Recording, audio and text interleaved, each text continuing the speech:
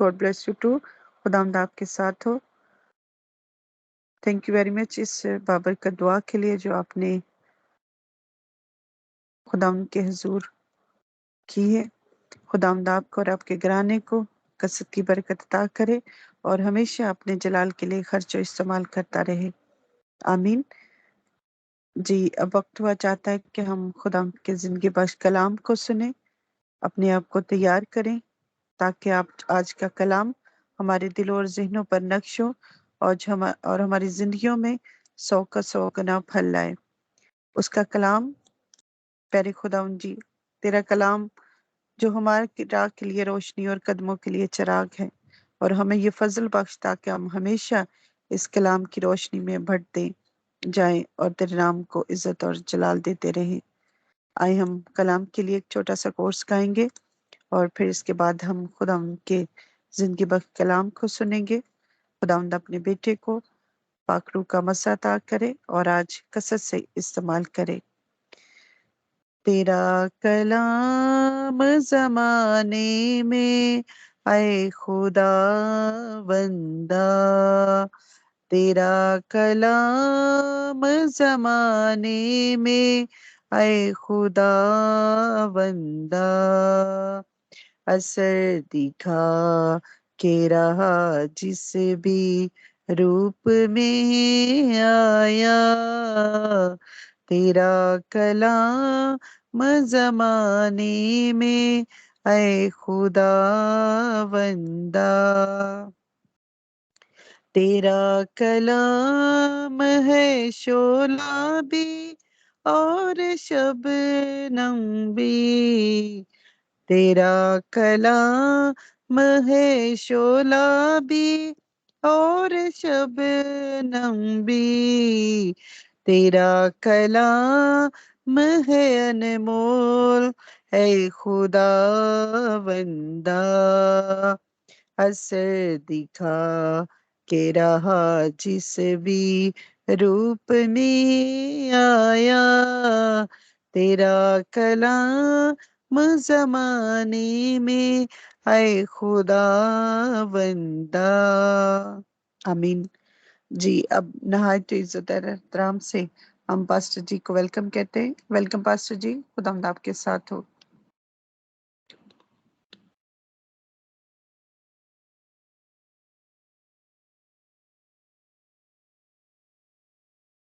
Thank you sister जी। मसीह खुदावन में आप सबकी सलामती हो। आप जो सब मसीही घराने के लोग जिन तक मेरी आवाज पहुंच रही है, मैं आप सबके लिए दुआएं खैर करता हूं। खुदावंद आप सबके साथ हो और खुदावंद का शुक्र अदा करते हैं इस खूबसूरत वक्त के लिए जो हम खुदावंद के दिए हुए वक्त में से उसको लौटाते हैं, उसकी हमद, उसकी तारीफ करते, और फिर जब हम उससे गुफ्तगू करते, उस कलाम की बातों को सुनते हैं, तो हमारे दिल उसे मसरूर होते, शादमानी और जिंदगी पाते हैं।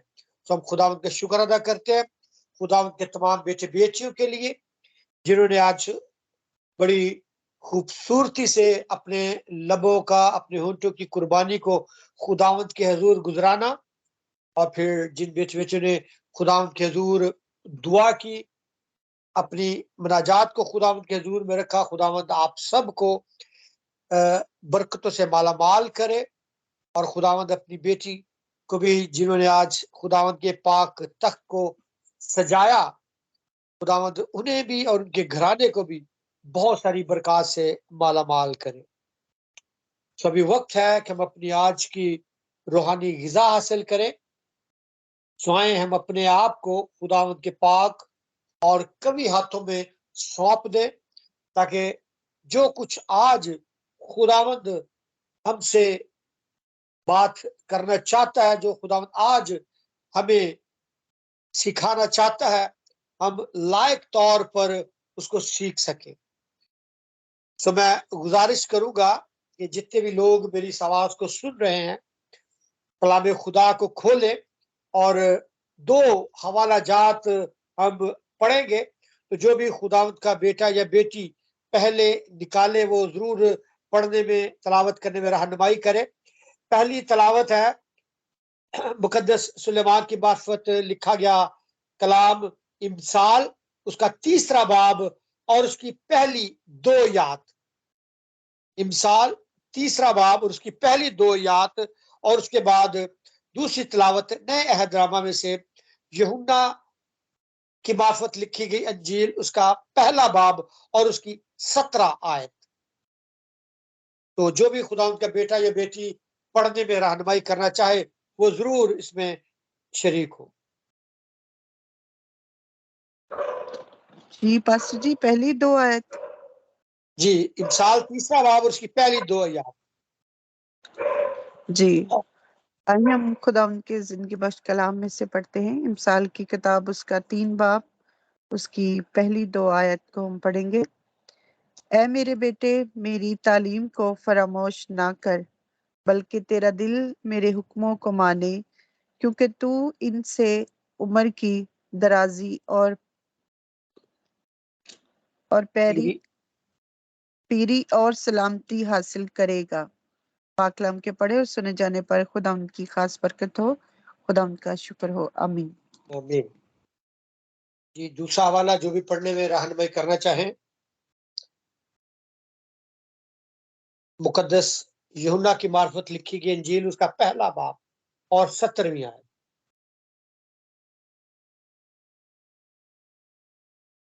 जी, अगर कोई नहीं है तो मैं पढ़ देता हूँ। इसलिए कि शरीयत तो मूसा की मार्फत दी गई, मगर फजल और सच्चाई यीशु मसीह की मार्फत पहुंची। आमीन। खुदा उनके पाकलाम को जो हमने पढ़ा, खुदावंद हम सबको इसके वसीला से बरकत दें। तो आए मेरे अजीजों, हम अपने आप को तैयार करें, अपने सर खुदावंद के हुजूर झुकाएं और दुआ मांगे, ताकि खुदावंद हमारे जहनों को खोले, अपना पाकरू अता करे, ताकि हम इस कलाम को जो समझ से बाला कर रहा है उसको समझ सके, सीख सके और उसके मुताबिक अपनी जिंदगियां गुजारें। कदूस कदूस खुदावंद, तू जो भला है, हम तेरा शुक्र, तेरी तमजीद करते हैं गुजरे सारे वक्त के लिए, इबादत के पहला हिस्सा के लिए तेरा शुक्र करते हैं।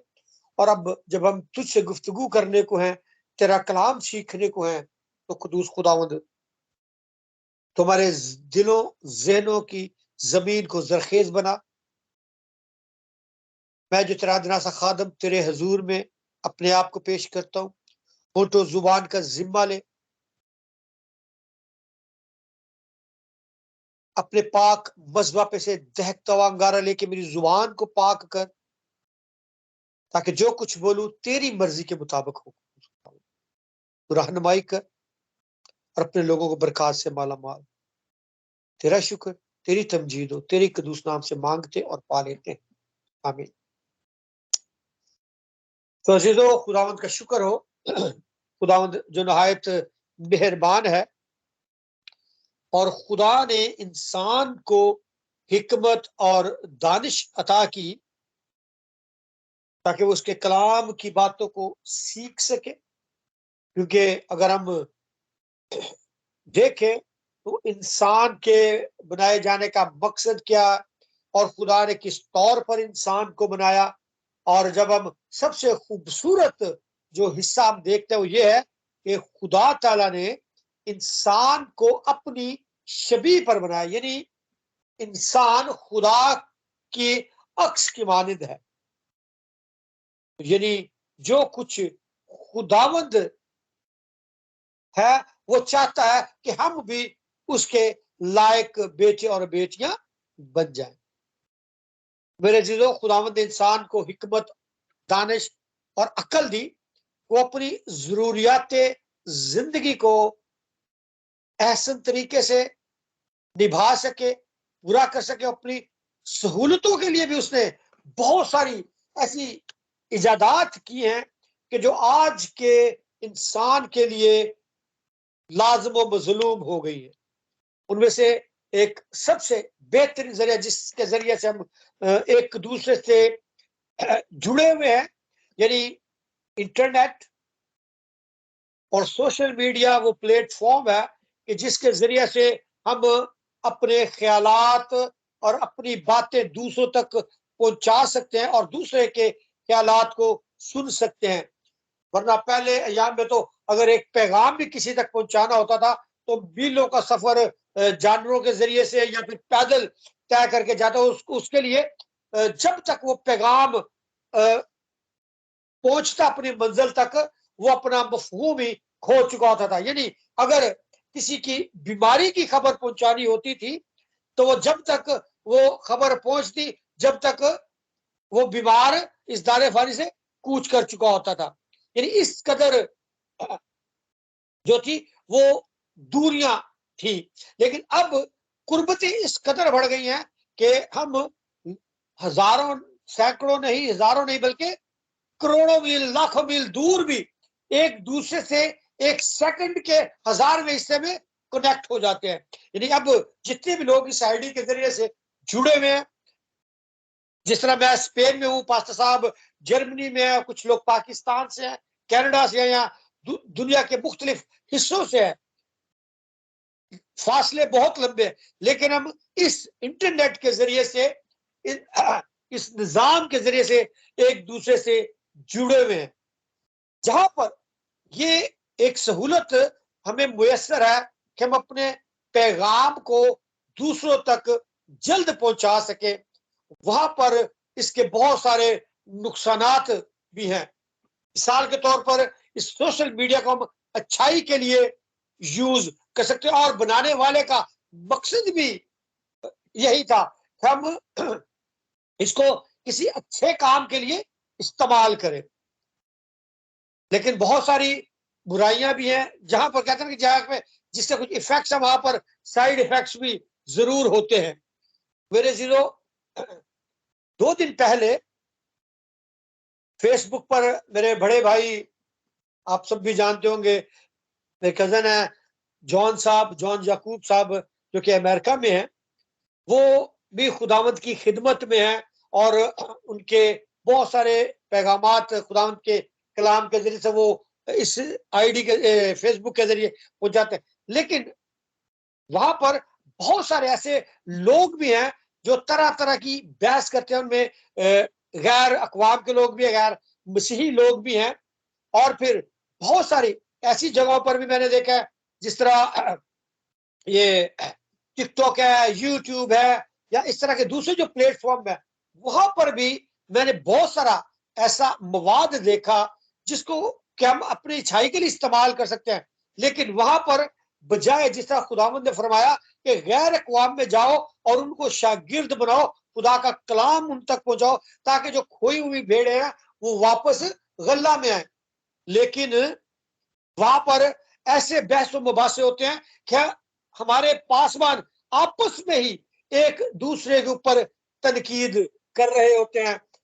तो मेरे अजीजों, मेरे कहने का मकसद ये है कि हम इस प्लेटफॉर्म को इस तरह से इस्तेमाल करें कि जो सच्चाई की बातें हैं वो दूसरों तक पहुंचाएं, बजाय इसके कि हम अपने जाती इख्तलाफात को भी इसमें मजहब का रंग देकर या इस तरह की तालीम दे, ताकि जो गैर लोग हैं वो बजाय मसीह की तरफ आने के और ज्यादा दूर हो जाए। कि ये तो आपस में जो इनके मजहबी रहनुमा है, इनके आपस में ख्यालात नहीं मिलते, तो ये हमें क्या सिखाएंगे। तो मेरे दिलों, जिस तरह भी कलाम खुदा में से पहली तिलावत जो आज हमारे लिए पढ़ी गई, वहां पर बड़ी खूबसूरत बात लिखी है कि तू मेरी मेरी तालीम को फरामोश न कर।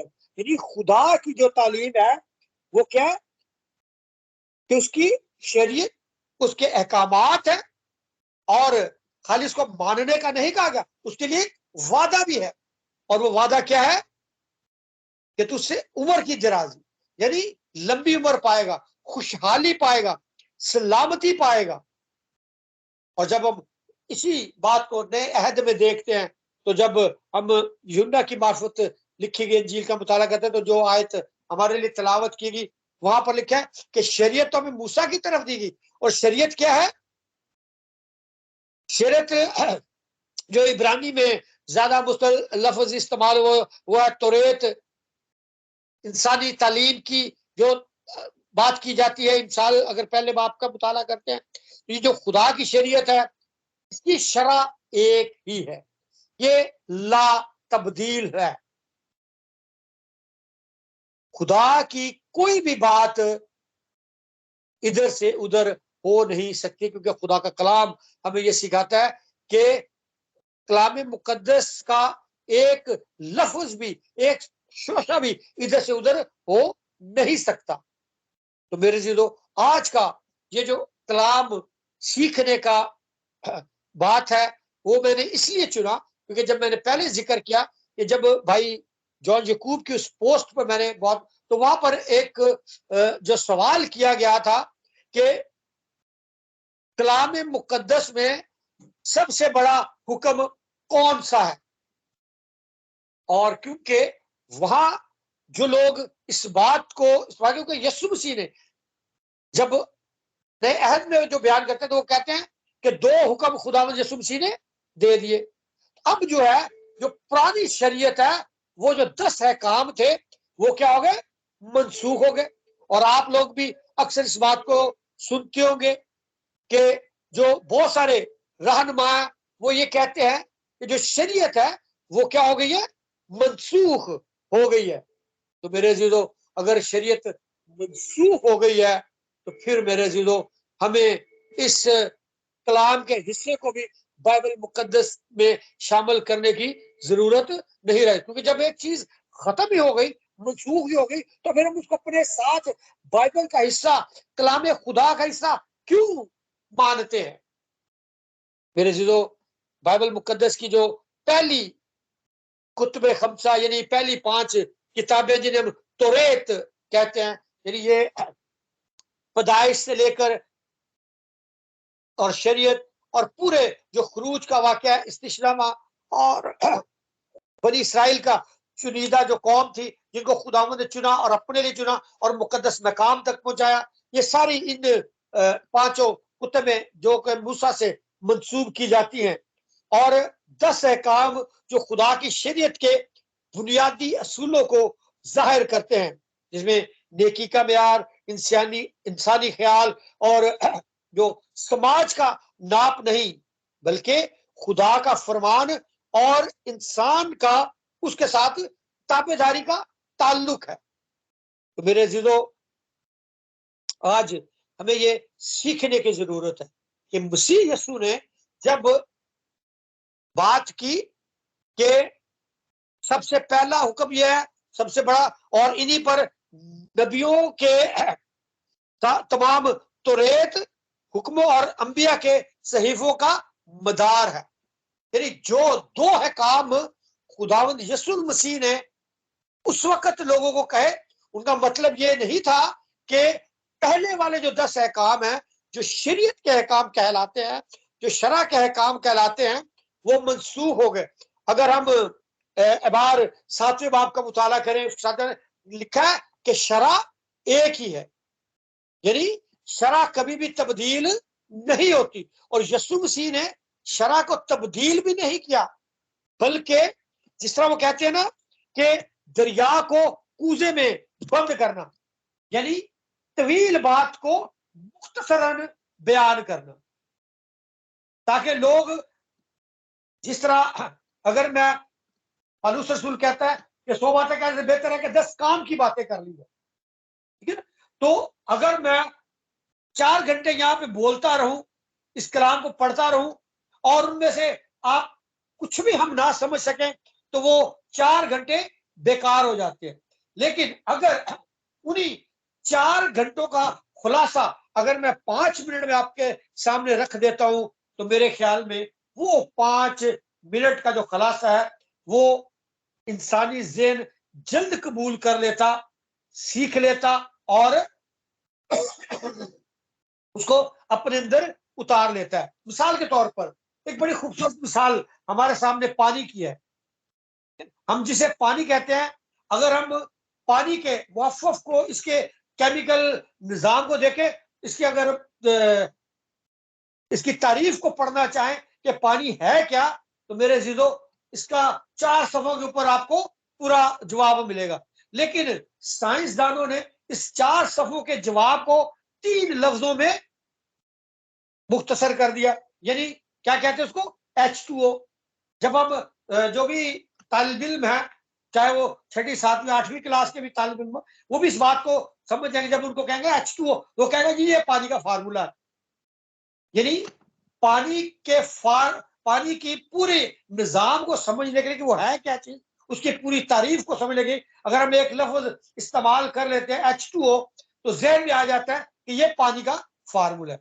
यानी पूरे बयान को बयान करने की बजाय अगर हम यही बात कर लेते हैं कि H2O, तो हम समझ जाते हैं कि ये पानी का फार्मूला है, और ये बड़ी आसानी से समझ में आ जाता है। और पानी जो हमें जिंदगी देता है, और इसके अगर उलट पे जाएं, जो तबाही की तरफ है, जो बर्बाद करता है, वो तेजाब भी है, कई जगह पे वो काम भी आता है। तो अगर हम हाइड्रोलिक एसिड को इस्तेमाल करें, अगर इसका आप पूरी हिस्ट्री को देखेंगे, तो ये भी बड़ा लंबा बयान है कि आम लोगों की समझ में ये बात नहीं आती, लेकिन उसको भी 3 लफ्जों में HCl में लोगों के सामने रख दिया गया, ताकि जब हम HCl देखते हैं तो समझ जाता है कि ये हाइड्रोलिक एसिड है। इसी तरह मेरे जीदो, जिस तरह ऑक्सीजन और हाइड्रोजन के आइटम्स को मिलाकर पानी को का जो माया हालत है वो हमारे सामने रखी गई है, तो हम बड़ी जल्दी इसको समझ पाते हैं। इसी तरह जिस तरह आम हमारी जिंदगी में हम नमक इस्तेमाल करते हैं, जो कि हम आमतौर पर साल्ट कहते हैं, साल कहते हैं, नमक कहते हैं, सोडियम क्लोराइड, ठीक है ना। ये अगर इसकी भी आप तहकीक करेंगे तो इसको समझने के लिए भी बहुत सारा टाइम लगता है, लेकिन हमें एक लफ्ज दे दिएगा कि ये चीज हमारी जो इस्तेमाल किया ये नमक है, हमारे जिस्म के लिए जरूरी है। जब हम इसको देखते हैं तो नमक एक छोटा सा लफ्ज है, लेकिन अगर हम इसके बैकग्राउंड में जाए कि ये कैसे हासिल होता है, ये एक लंबी कहानी है। इसी तरह जब हम 10 की बात को करते हैं, हकाम अशरा, जिससे तोरेत भी कहा जाता है, तोरे भी कहा जाता है, मसीह यस्सु ने उन 10 को खत्म नहीं किया, मनसूख नहीं किया, बल्कि उन्होंने बिल्कुल इसी तरह हमारी जिंदगियों के लिए, इंसानों को समझने के लिए उसको आसान कर दिया। यानी 10 को 2 पर मुख्तसर कर दिया। अगर आप अहद अतीक में जाएं, और आप सब इस तालीम से वाकिफ हैं कि जब खुदा ने मूसा को बुलाया कोई सीना पर, 10 अहकाम दिए, तो वो किस तरह से दिए, अपने हाथों से लिखकर पत्थर की 2 लोहों पर, यानी 2 हिस्सों पर खुदा ने उस कलाम को, उन अहकामात को मूसा को दिया। अगर आप कलाम मुकद्दस को खोलें तो खुरूज का 20वें बाब, उसकी 3री आयत से लेकर 17वीं आयत तक का जब वो मुताला करते हैं, तो ये वो 10 अहकाम है जो खुदा ने बनी इंसान को दिए। इनमें 2 हिस्से हैं। पहला हिस्सा जो खुदा के लिए है, जिसमें उन्हें खुदावंत की बड़ाई करनी, सिताइश करनी है, और जो दूसरा हिस्सा है वो है इंसानों के लिए। यानी अगर मैं चाहूंगा कि भाई साहब, अगर आप पहले 4 अहकाम को बताएं पढ़कर खरूज के 20वें बाब में, तो आसानी होगी हमें समझने के लिए कि पहले 4 अहकाम किस तरह से खुदावंद की तरफ है। जी, पहले 4 अहकाम खरूज की किताब, उसका 20वां बाब, वहां पे लिखा है, पहली आयत से पढ़ते हैं कि और खुदा ने ये सब बातें फरमाई कि खुदावन तेरा खुदा जो तुझे मुल्क मिस्र से और गुलामी के घर से निकाल लाया, मैं हूं। पहला हुक्म, मेरे हजूर तू गैर माबूदों को ना मानना। दूसरा, तू अपने लिए कोई तराशी हुई मूरत ना बनाना, ना किसी चीज की सूरत बनाना जो ऊपर आसमान में या नीचे जमीन पर या जमीन के नीचे पानी में है। तू उनके आगे सजदा ना करना और ना कोई इबादत करना, क्योंकि मैं खुदावन तेरा खुदा गयूर खुदा हूं, और जो मुझसे अदावत रखते हैं उनकी औलाद को 3री और 4थी पुश्त तक बाप दादा की बदकारी की सजा देता हूं और हजारों पर जो मुझसे मोहब्बत रखते और मेरे हुक्मों को मानते हैं रहम करता हूं। तीसरा, तू खुदावंद अपने खुदा का नाम बेफायदा ना लेना, क्योंकि जो उसका नाम बेफायदा लेता है खुदा उसे बेगुनाह ना ठहराएगा। चौथा, याद करके तू सब्बत का दिन पाक मानना, 6 दिन तक तू मेहनत करके अपना सारा काम काज करना, लेकिन 7वां दिन खुदावंद तेरे खुदा का सब्बत है, उसमें ना तू कोई काम करे, ना तेरा बेटा, ना तेरी बेटी, ना तेरा गुलाम, ना तेरी लौंडी, ना तेरा चुपाया, ना कोई मुसाफिर जो तेरे यहाँ तेरे फाटकों के अंदर हो, क्योंकि खुदावंद ने 6 दिन में आसमान और जमीन और समुद्र और जो कुछ उसमें है वो सब बनाया और 7वें दिन आराम किया। इसलिए खुदावंद ने सब्बत के दिन को बरकत दी और उसे मुकद्दस ठहराया। आमीन। आमीन। देखिए मेरे जो अभी जो कलाम का हिस्सा तलावत किया गया, ये वो 4 अहकाम है जो एक तख्ती पर लिखे गए थे, और अगर आप बगौर इनका मुताला करते हैं तो देखिए कि यहां पर किसी भी हुक्म में इंसानी ताल्लुक नहीं, इंसान का ताल्लुक सिर्फ ये है कि वो खुदा की तरफ मायल हो और उसकी बंदगी और उसकी सिताइश करे। तो जब हम मत्ती 22वें बाब का मुताला करते हैं और उसकी 35वीं आयत से पढ़ते हैं, तो जब फकीर फरीसी खुदा से सवाल करते हैं और वो कहते हैं, जब वो देखते हैं कि जो आलम है जो शरा के, जो शरीयत के उलमा है, जो उस वक्त के मजहबी ठेकेदार थे, वो यीशु को मुख्तलिफ तरीकों से कहीं ना कहीं फंसाना चाहते थे। कभी तलाक की सूरत में, कभी जिना के जिम्रे में लाकर उसको आगे मुकदमा पेश कर दिया जाता था, कभी जजिया का मुकदमा उसके सामने रख दिया जाता था, ताकि किसी ना किसी तरह से उस पर कोई ना कोई इल्जाम या गुनाह साबित करे। और यहां पर भी फकीर फरीसी जब देखते हैं कि उसने तो सदूकियों के भी मुंह बंद कर दिए, तो फिर के शरा का जो आलम है उससे पूछता है कि अबे तू सॉरी बता कि तौरेत में कौन सा हुक्म बड़ा है। भाई साहब, मैं इस 35 आयत को पढ़ता हूं। हाँ जी। और जब फरीसियों ने सुना कि उसने सदूकियों का मुंह बंद कर दिया तो वो जमा हो गए, और उनमें से एक आलम शरा ने आजमाने के लिए उससे पूछा, अरे उस्ताद, तौरेत में कौन सा हुक्म बड़ा है? अब देखें यहां पर वो मसीह यीशु को आजमाने के लिए ये बात करते हैं कि उनको तो पता था कि तौरेत के जो अहकामात हैं वो कौन से हैं और खुदा ने किस तरह से उनको दिए हैं। तो मसीह यीशु जब एक बात करते हैं, और आज के जो लोग हैं वो ये कहते हैं कि यीशु मसीह ने तो जो 2 हुक्म है वो दे दिया, और पहली जो शरह है वो क्या हो गई है, मनसूख हो गई है। तो मेरे जीजों, इससे पेशतर क्या हम उन अहकामात को सीखें। मैं चाहूंगा क्या आप मुताला करें मत्ती के 5वें बाब की जो 17वीं आयत से 17वीं और 18वीं आयत अगर पढ़ें तो वहां क्या लिखा है, ये ना समझो कि मैं तौरेत या नबियों की किताबों को मनसूख करने आया हूं। मनसूख करने नहीं बल्कि पूरा करने आया हूं, क्योंकि मैं तुमसे सच कहता हूं कि जब तक आसमान और जमीन टल ना जाए, एक नुक्ता या एक शोशा तौरेत से हरगिज ना टलेगा जब तक कि सब कुछ पूरा ना हो। यहां पर सब बातें जो है वो खुलकर यहां हो जाती हैं कि तौरेत मनसूख नहीं हुई बल्कि मसीह यीशु ने खुद उसे पूरा किया है। वो किसी दूसरे माबूद की परस्तिश नहीं करते थे, बेफायदा नाम नहीं खुदा का लिया गया, सब्बत के दिन इबादत खाना में जाते थे, और इस बात पर भी जो फकीर और फरीसी थे उनको फंसाने के लिए कोशिश करते थे कि जी ये तो सब्बत के दिन, क्योंकि बाइबल में तो जो तौरेत है वो कहती है कि सब तो सब्बत के दिन कोई काम काज ना करना, लेकिन ये तो सब्बत के दिन लोगों को शिफा देता है।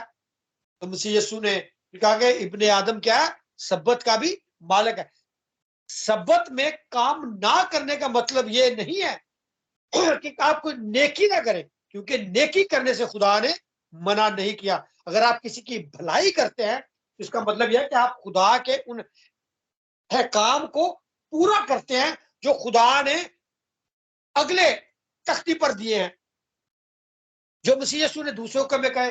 अब आप वापस आए मत्ती के 22वें बाब पर, तो जो 2 हुक्म खुदा ने दिए वो जरा पढ़े। क्या है जी भाई साहब?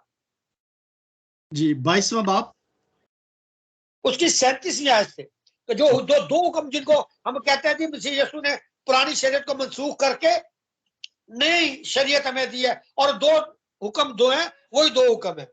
उसने उससे कहा कि खुदावन अपने खुदा से अपने सारे दिल और अपनी सारी जान और अपनी सारी अकल से मोहब्बत रख। बड़ा और पहला हुक्म यही है, और दूसरा उसकी मानद ये है कि अपने पड़ोसी से अपने बराबर मोहब्बत रख। इन्हीं 2 हुक्मों पर तमाम तुरेत और अंबिया के सहीफों का मदार है। आमीन आमीन। खुदावन तेरा शुक्र। मेरे जीजो, अब बात समझने की ये है कि जिस तौरेत को हमारे आज के उलमा या जो जिस पुराने दौर में जो फकीर फरीसी थे वो कहते थे, आज के जो उलमा वो ये कहते हैं कि शरीयत मनसूख हो गई। तो मेरे जीजो, जो यीशु ने पहला हुक्म दिया, यानी पहली तख्ती का जो हुक्म है वो क्या है? अगर आप इस्तिशना का भी मुताला करें, इससे 6ठे बाब और उसकी 5वीं से 8वीं आयत का, तो वहां पर यही बात है कि तो अपने सारे दिल। मेरे जीजो, जब खुदा ने पहला हुक्म दिया और क्या कहा कि बड़ा हुक्म यही है, क्योंकि हमारे लिए सबसे अफजल जो है, जो सबसे बड़ा दर्जा है, वो खुदा की जात है। तो मेरे जीजो, जब हम अपने पूरे दिल से और अपनी सारी जान और अकल से खुदावंद अपने खुदा से मोहब्बत रखेंगे, तो उसका मतलब यह है कि हम ना तो गैर मबूद की परस्तिश करेंगे, ना उसका नाम बेफायदा लेंगे, ना उसके सब्बत को नापाक करेंगे, ना उसके मुकद्दस जो दिन है उसकी हम रूगर्दानी करेंगे। तो मेरे जीजो, मसीह यीशु ने उन 4 हुक्मों को जो खुदा के लिए थे इस एक हुक्म में इकट्ठा कर दिया। यही उन्होंने, जैसा भी मैंने कहा कि जिस तरह माजरत चाहूंगा, थोड़ी सी गले की खराबी की वजह से मेरे लिए दुश्वार हो रहा है। तो जिस तरह खुदा ने उन 4 हुक्मों को इस एक में इकट्ठा कर दिया, यानी जब हम अपने सारे दिल, अपनी सारी अकल से उसकी पैरवी करेंगे, तो उसका मतलब यह है कि हम खुदा के उन 4 हुक्मों की पैरवी करेंगे। इस एक हुक्म में ही ये जो एक हुक्म है उन 4 का खुलासा है। इसी तरह मेरे जीजो, खुदा कभी भी अपनी बात से पीछे नहीं हटता, और खुदा कभी भी अपनी कही हुई बात को झुटलाता नहीं है। यानी मैंने ये पहले बात कह दी थी, अब ये आइंदा आने वाले वक्त के लिए नामुनासिब है, इसलिए अब मैं इसको खत्म करके नई बात आप तक पहुंचाता हूं। मेरे दिलो, जो इस तरह का अमल करता है वो खुदा हो ही नहीं सकता। जब मेरे खुदा ने ये बात कही, जब उसने मूसा के, जिस हम यूहन्ना में पढ़ा कि जो शरीयत थी वो हमें दी गई थी, और मत्ती 5वें बाब में हमने सीखा कि वो शरीयत और जो सहीफे थे मसीह यीशु ने बजाते खुद उन पर अमल किया और उनको पूरा किया, और वो वाशगाफ अल्फाज में सबके सामने कहता है कि मैं उनको मनसूख करने नहीं बल्कि पूरा करने आया। जब हमारा आका, जिसकी हम पैरवी करते हैं, जब वो कहता है कि मैं उसे पूरा करने आया हूं, तो फिर हम कौन होते हैं कि उसको ये कहे कि वो मनसूख हो गई?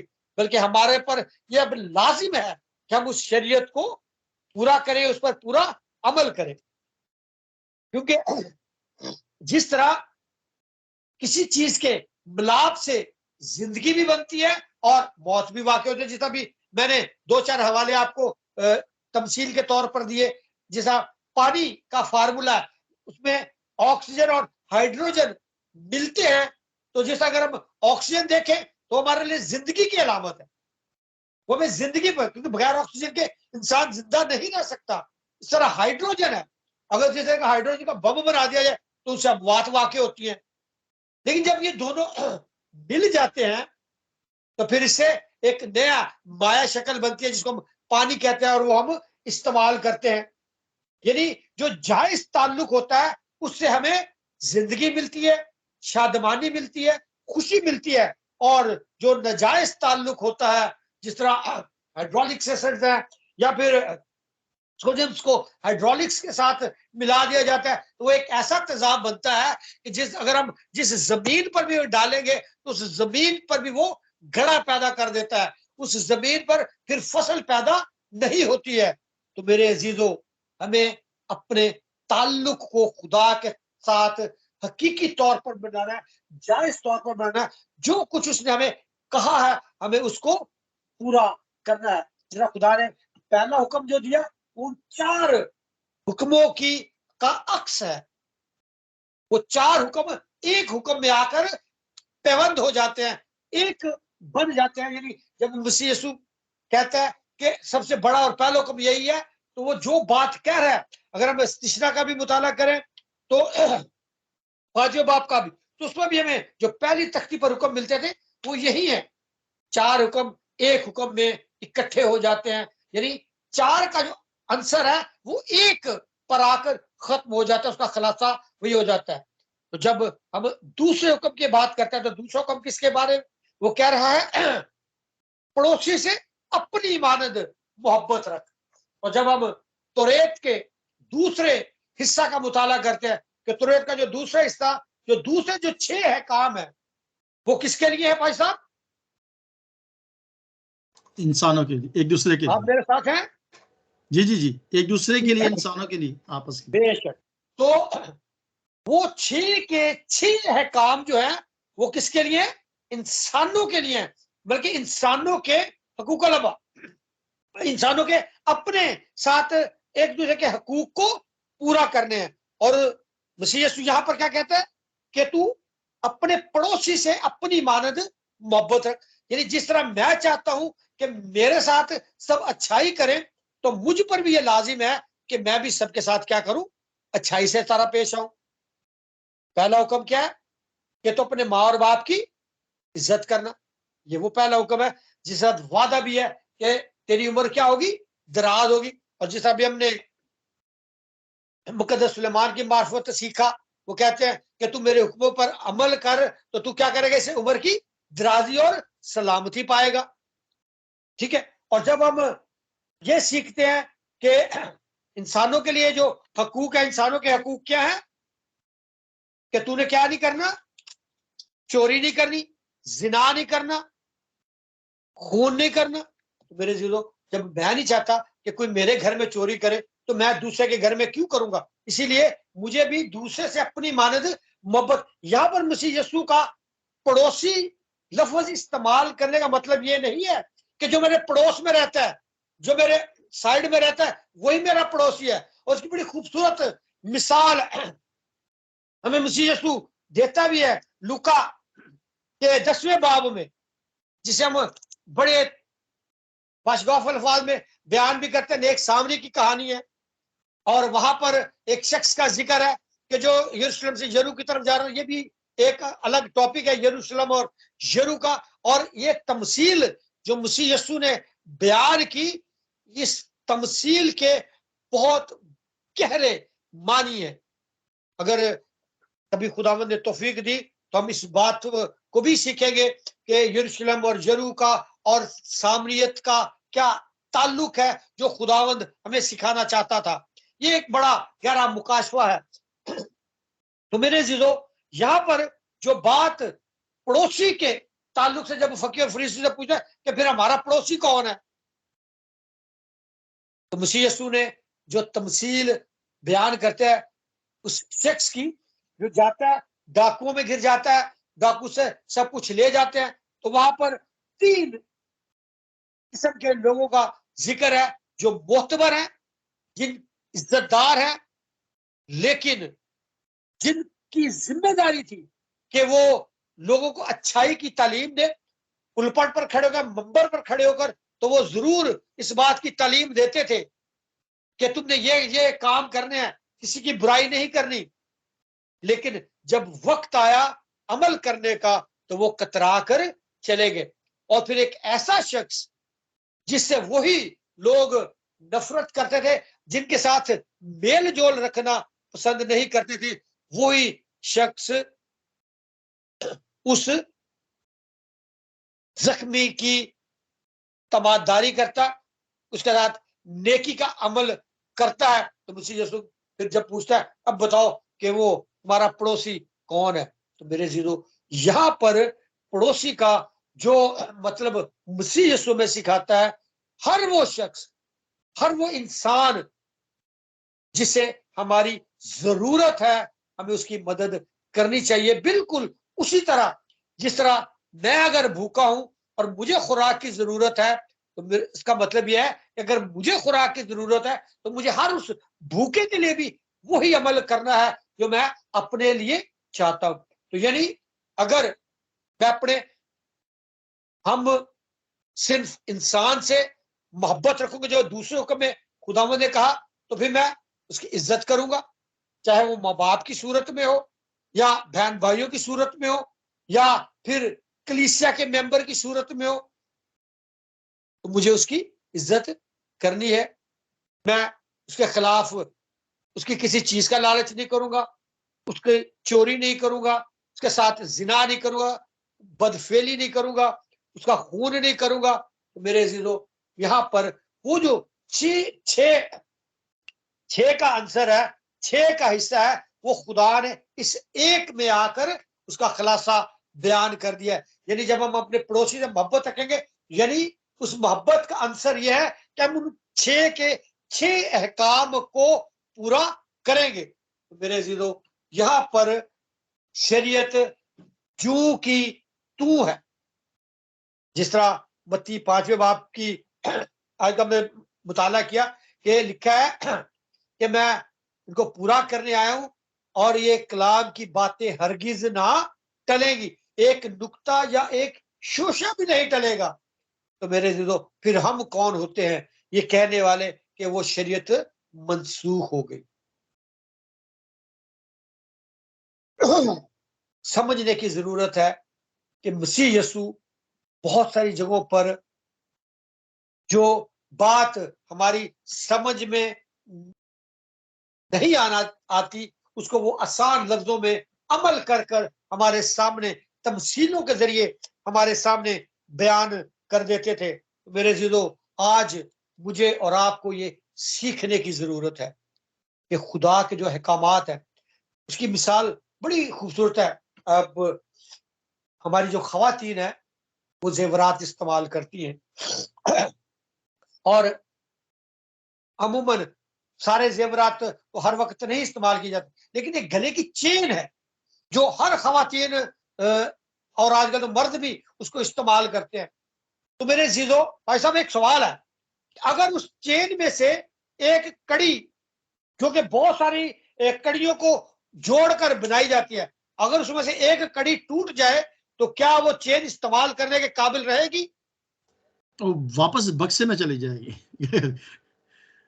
खत्म हो जाए। इसी तरह जिस तरह बहुत सारी कड़ियों को जोड़कर एक चेन तश्कील दी जाती है और हम उसको अपनी खूबसूरती के लिए, अपनी अमारात के लिए, बाद औकात दिखावे के लिए भी कि लोग ये जाने के हमारे पास बड़ा पैसा है, हम ऐसी चीजों को इस्तेमाल करते हैं, कीमती चीजों को इस्तेमाल करते हैं और उस चेन की बड़ी हिफाजत करते हैं कि कहीं ये टूट ना जाए।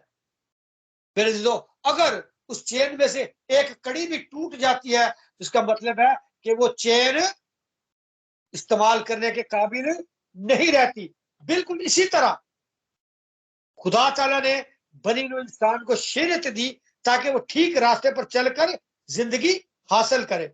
लेकिन इब्लीस क्या करता है? हमें भटकाकर गलत तालीम देता है और जिंदगी से मौत की तरफ ले जाता है, बिल्कुल उसी चेन की तरह। खुदा ने हमें शरीयत दी जो मुश्तमिल है उन 10 कड़ियों पर। मेरे अजीजों, अगर उनमें से हम एक भी कड़ी को तोड़ देते हैं, एक भी हुक्म को अदूल करते हैं, उसका मतलब है कि हमारी वो तमाम जो चेन है वो बेकार हो गई, नकारा हो गई और हमने उस पर अमल नहीं किया। वो हमारे हम उसके काबिल नहीं है कि उसको इस्तेमाल कर सके। हम पूरे के पूरे 9 हुक्मों को मान, और आज के इंसान ने क्या किया? उनमें से जिस आज खुदावंद का पाक दिन है, मुकद्दस सबत है, इब्लीस ने इंसानों को भटका दिया ताकि वो उस कड़ी को मुकम्मल ना कर सके। क्योंकि अगर हम उस कड़ी को मुकम्मल रखते हैं तो फिर हम सलामती पाते हैं। जिसका खुदावंद के कलाम में मुकद्दस सुलेमान भी सिखाता है कि जब तुम इन हुक्मों पर अमल करोगे तो उससे उम्र की दराजी और सलामती पाओगे। लेकिन आज के इंसान ने क्या कहते हैं, जिसका मसीह यीशु ने खुद जब वो यहाँ पर मौजूद थे तो उन्होंने क्या कहा कि तुम लोग क्या करते हो? इंसानी तालीमात पर अमल करते हो।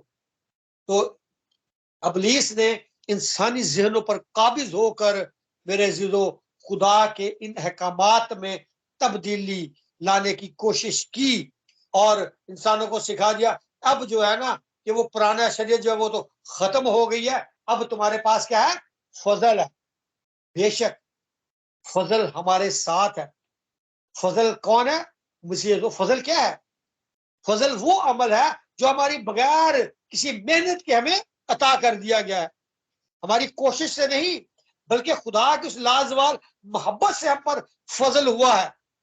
तो मेरे अजीजों, जब फजल का जो मंबा है मसीह यीशु, जब वो खुद कहता है कि मैं उस शरीयत को पूरा करने आया हूं, इसमें एक लफ्ज है शोशा भी नहीं टलेगा। जब खुदावंद यीशु मसीह ने खुद कहा कि वो जो नहीं टलेगा, तो फिर हम कौन होते हैं उस शरीयत को मनसूख कहने वाले?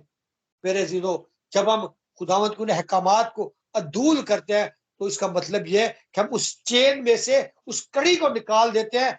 तो फिर हम उस काबिल नहीं रहते कि हम उसको इस्तेमाल कर सके। तो फिर जब हम उस काबिल नहीं रहते तो इसका मतलब है हम उस जिंदगी में से निकल कर मौत की तरफ जा रहे हैं, जो कि इब्लीस हमसे चाहता है। तो मेरे अजीजों, आज मुझे और आपको ये सीखने की जरूरत है कि मसीह यीशु ने अगर 2 हुक्मों का हुक्म दिया, उसका मतलब ये नहीं कि जो पहले वाले वो खत्म, बल्कि मसीह यीशु ने उन्हीं 10 को इन 2 हुक्मों में खलास कर दिया, इन्हीं 2 हुक्मों में खत्म कर दिया कि यही 2 हुक्म उन 10 के लिए है। क्योंकि पहले जो 4 हुक्म है, उस पहले हुक्म में मसीह यीशु की मोहब्बत जो खुदा के लिए उसको जाहिर करते हैं, जो दूसरे हिस्सा है 6 हुक्मों का, वो इंसान की मोहब्बत के साथ जाहिर होता है। तो मेरे अजीजों, आज मुझे और आपको ये सीखने की जरूरत है कि हम खुदा की कही हुई बातों को तोड़ मोड़ कर पेश ना करें, बल्कि जो कुछ खुदावंद हमें देता है उसको समझने की कोशिश करें। और अगर नहीं समझ पाते तो दुआ करें ताकि खुदावंद का पाकरू हमें सिखाए कि हम किस तौर पर इस कलाम को सीखें। खुदावंद मुझे और आपको इस कलाम के वसीला से बरकत दे, तौफीक दे, ताकि हम इस कलाम को समझ सके, सीख सके और उस पर अमल कर सके।